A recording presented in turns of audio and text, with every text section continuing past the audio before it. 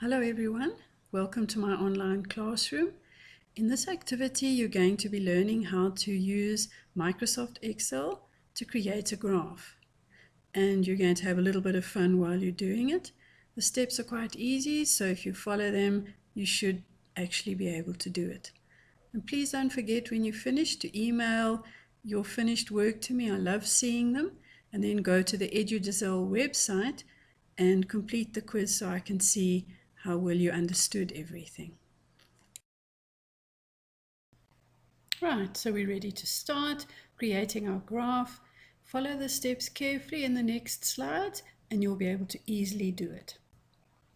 You have two methods that you can choose. You can either follow the steps in this video and then go to the EduGazelle website to complete the quiz, or you can go straight to the EduGazelle website, follow the steps there using the slideshow, complete the quiz, and then email your work to me afterwards.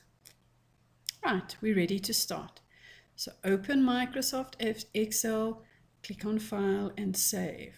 Then navigate to Documents and click and type your name next to file name and then click on Save. Then in cell A1, type the heading School Attendance. You'll see it's a little bit big for the cell, so we're going to use a trick. Double click on the line separating A and B and your heading will now fit nicely into the cell. Then type Monday and Tuesday in cells A3 and A4, and we're going to use another trick. Highlight Monday and Tuesday, click on the small square in the bottom right hand corner of A4 and holding your mouse button down, drag down to A7 and you will now have the other weekdays. Now we need the data, so type the school attendance next to Monday to Friday in cells B3, B4, B5, B6 and B7. Now we're ready to make the graph. So highlight the 5 days of the week and the 5 attendance figures. Then click on Insert and Column and select the first column graph. And now a graph will be inserted on your page.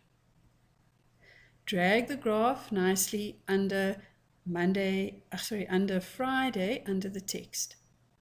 Now click once on the Monday column so that you can see the dots in each corner. Navigate to Design and select one of the styles.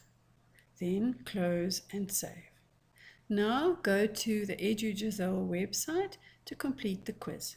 And if you want feedback, email your work to me at the following email address.